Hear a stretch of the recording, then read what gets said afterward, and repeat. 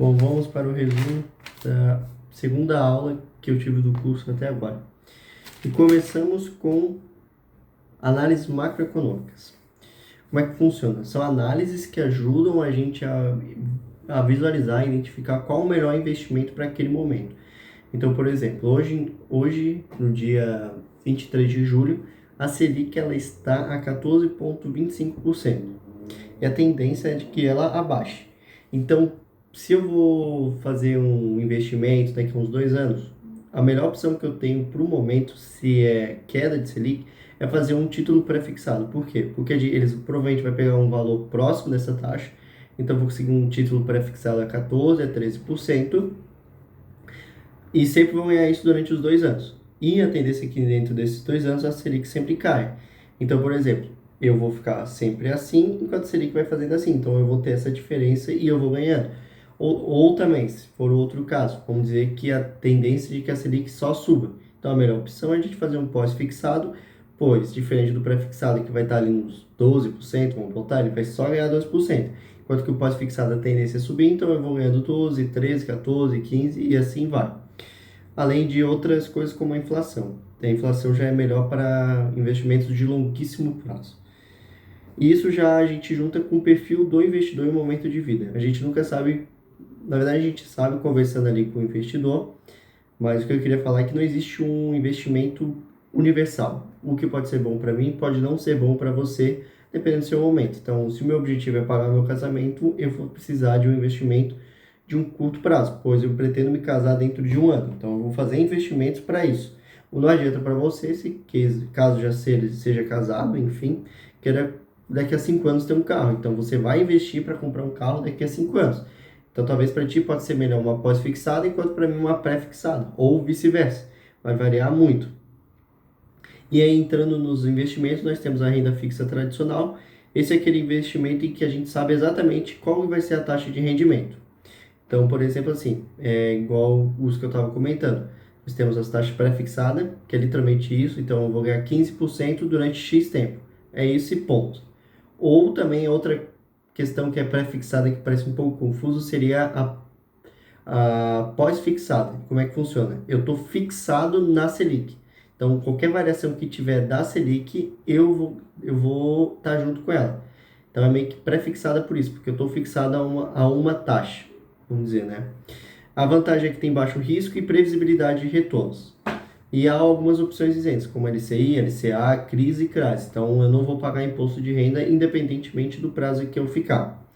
A desvantagem é que eu vou ter um potencial de retorno limitado àquilo. Então, se eu vou ganhar 15%, não tem A ou B que possa fazer ganhar mais. E ativos padronizados. Não tem como diversificar muito nessa questão. Enquanto que a renda variável, se a renda fixa está aqui, a renda variável está no outro extremo. Ela é um tipo de investimento onde a gente não sabe quanto que vai render, podendo ser até negativo ou muito positivo. Eu posso estar perdendo 10%, perdendo 2%, ou posso estar ganhando 80%, 20%. Vai depender muito do momento.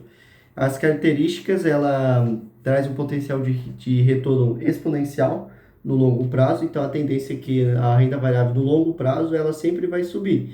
Então ela vai fazer isso aqui, pode cair, mas ela vai voltando e vai caindo, vai voltando e vai caindo. Você paga o imposto via DARF, diferente da pré-fixada que você paga diretamente descontado ali no investimento quando você faz o resgate. E esse mercado é mais voltado a profissionais de moderados a arrojados, enquanto que o pré-fixado é de conservadores a moderados.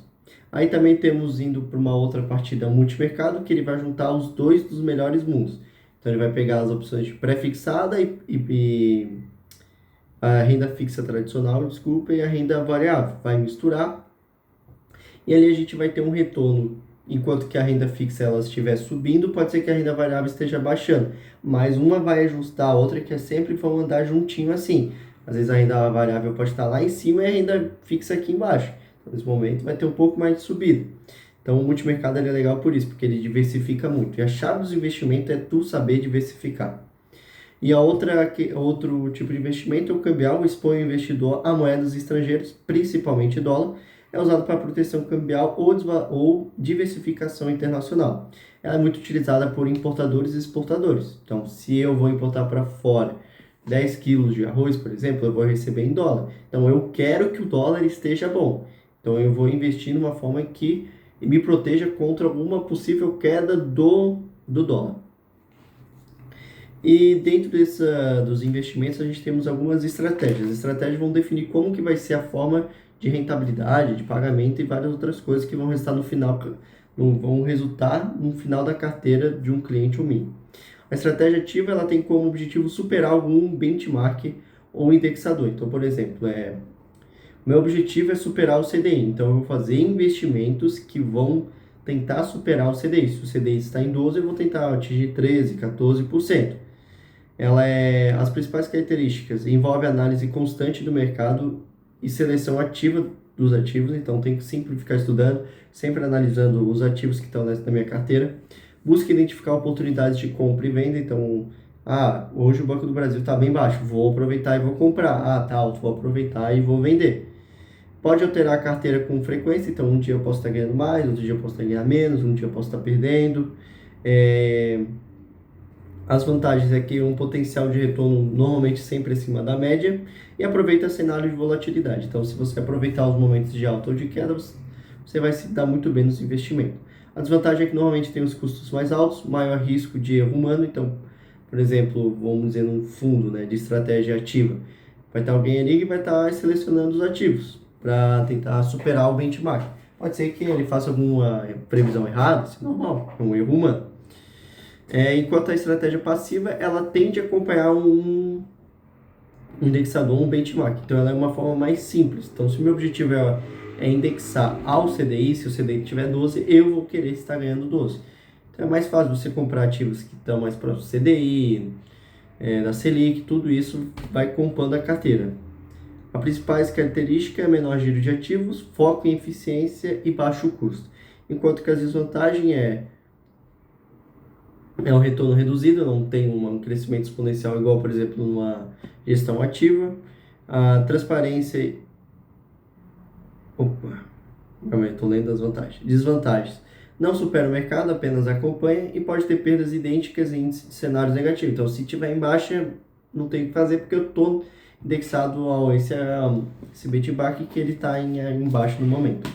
Quais são os impactos na carteira? A estratégia ativa ela pode melhorar o retorno, mas aumentando o risco, enquanto a estratégia passiva é para alguém que busca controle e estabilidade. Então, eu sei que vai ser isso porque eu estou acompanhando esse benchmark. Não vou ter surpresa, mas também não vou ter retornos potenciais acima. A tributação ela funciona de duas formas, tem os fundos de curto e de longo prazo. Os fundos de curto prazo são aqueles de até 365 dias, a média de vencimento dos títulos da carteira.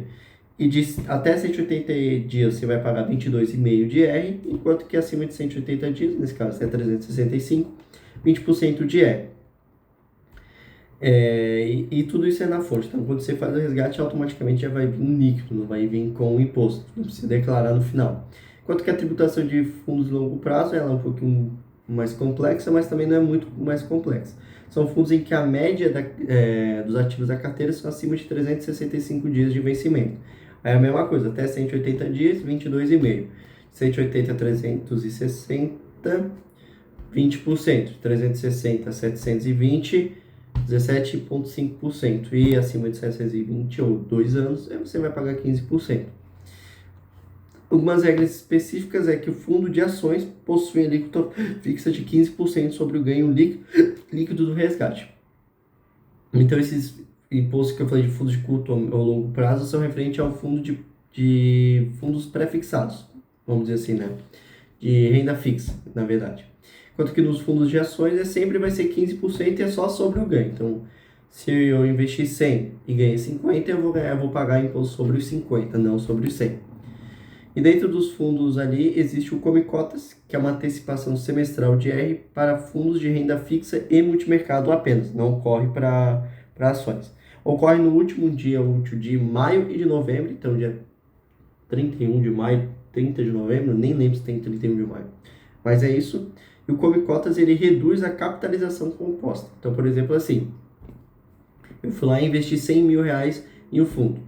E nesse fundo eu tenho 100 mil cotas. Então quer dizer que cada cota equivale a R$1.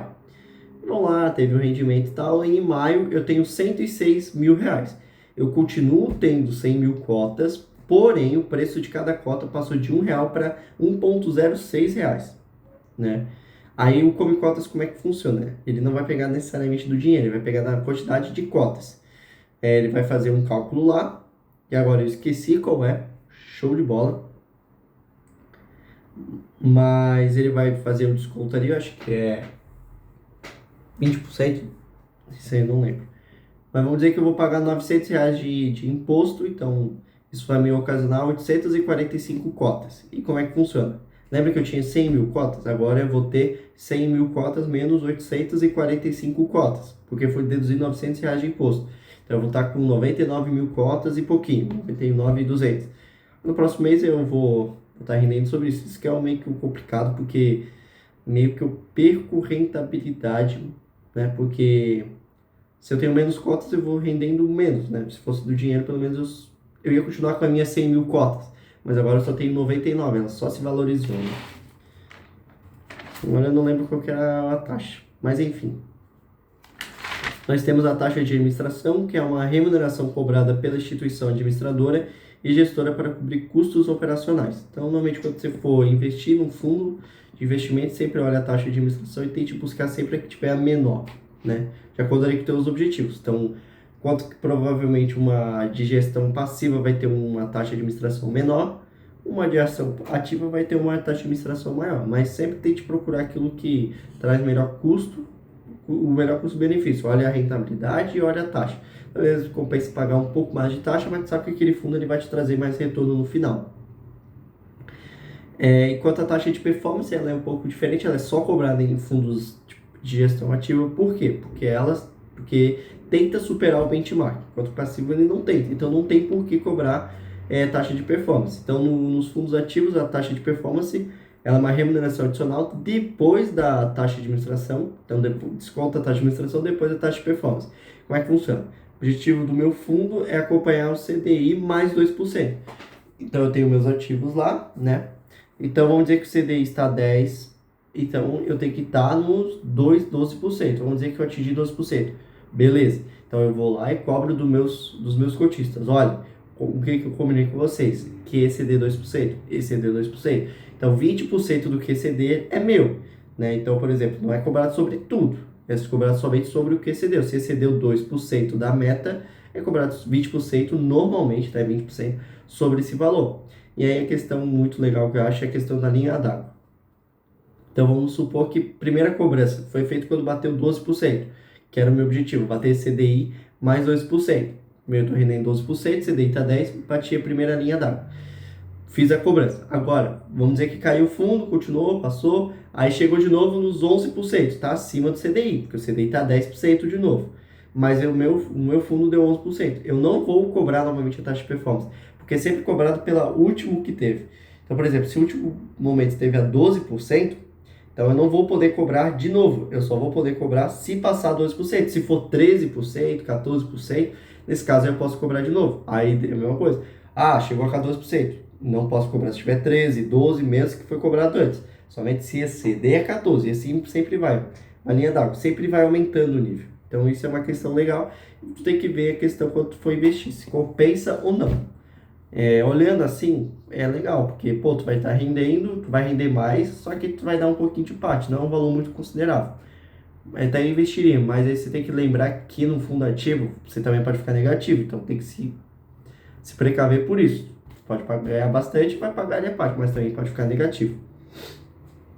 Patrimônio líquido de um fundo, ele é calculado pelos ativos menos passivos, isso é coisa bem simples. E aí, agora, quando acontece o problema? Quando o PL se torna negativo. Ocorre quando as perdas dos ativos superam o total do patrimônio, levando o fundo a ficar insolvente. Então, não tem liquidação naquele momento. E as principais causas podem ser perda de direitos de ativos alavancados, e só vai acontecer em fundos de gestão ativa porque ele tenta superar um benchmark. No fundo passivo, ele só vai acompanhar. Então, não tem por que fazer derivativo, a não ser que seja por alguma proteção. Mas, nesse caso, são derivativos alavancados. Então, pode ser que dê uma merda, como eu falei agora há pouco, né? Os alavancados. Melhor tomar cuidado com isso, porque tu pode ganhar bastante. Mas pode ser que esteja muito alavancado, pode ser que dê algum problema mundial e tu perca todo o dinheiro. Pode ocorrer quebra de contrapartes, alguma inadimplência de algum dos nossos investidores. Nosso investidor, não, é o que a gente está investindo. Desvalorização abrupta dos ativos e líquidos, então talvez pode ser que tenha uma queda muito grande em alguns ativos que a gente tem. Muitos resgates ali dos nossos cotistas e algum erro operacional ou marcação indevida de valor. Aí quais são as regras de fechamento e liquidação? Agora eu vou ler porque isso é um pouco mais burocrático. É determinado quando o PL atinge o valor crítico ou a CVM identifica inviabilidade operacional. O fundo suspende a cotização, aplicação e resgates. Então, vamos dizer, vamos fechar o fundo. Então, fecha para tudo. Não vai ter mais aplicação, não vai ter mais resgate, não vai ter mais entradas. E a partir disso, a gente vai pagando com prioridade as taxas, as corretoras, os impostos, e depois a gente vai pagando os cotistas do que tem mais para o que tem menos, obviamente. Né? Aí quais são as responsabilidades? O administrador ele deve comunicar imediatamente à CVM e aos cotistas, apurar os valores e iniciar a liquidação. Então é isso, a gente vai fechar nosso fundo, vamos avisar a CVM, vamos avisar nossos cotistas e a gente vai pagando tudo ali naquela ordem que eu fui falando. O gestor ele vai responder por decisões que causaram prejuízo indevido. Então se tiver dentro da lâmina, não é a lâmina do fundo, mas do contrato do fundo, vamos dizer assim, ele não vai responder porque estava ali, você assinou que estava de acordo, que podia ocorrer essas coisas. O custodiante, ele deve garantir a segregação, então ele vai dividir exatamente o que tem para mim, o que tem para ti, o que tem para fulano, o que tem para o ciclano, e responde em caso de falha na guarda. O auditor, ele vai avaliar a correta marcação e evidenciar eventuais erros que podem ter acontecido. Quais são os impactos que vão gerar para os nossos cotistas? Vai ser a suspensão de resgate, impede que o investidor tenha acesso aos recursos, então eu não vou ter acesso aos meus recursos. Vamos dizer, se eu tenho 100 mil investido e o fundo vem à falência, não vou ter acesso a esse dinheiro, depois eles vão me pagar, depois que pagar as taxas, prioridade, tudo aquilo lá. O valor da cota pode cair a zero ou ficar negativo, então isso aí a gente ainda vai ver mais profundo, mas às vezes eu vou ter que pagar para o fundo, um saco isso, mas isso é bem raro de acontecer também. Tem a opção de o fundo falir, é raro. Também tem fundos em que você tem que pagar em caso de falência, mas é bem raro assim, eu nunca vi por enquanto. E o risco de imagem e perda de confiança do gestor na instituição. Então ninguém quer ficar marcado como o gestor ou o administrador que faliu. E é isso que eu aprendi hoje no dia 23 de julho, é isso mesmo? 23 de julho.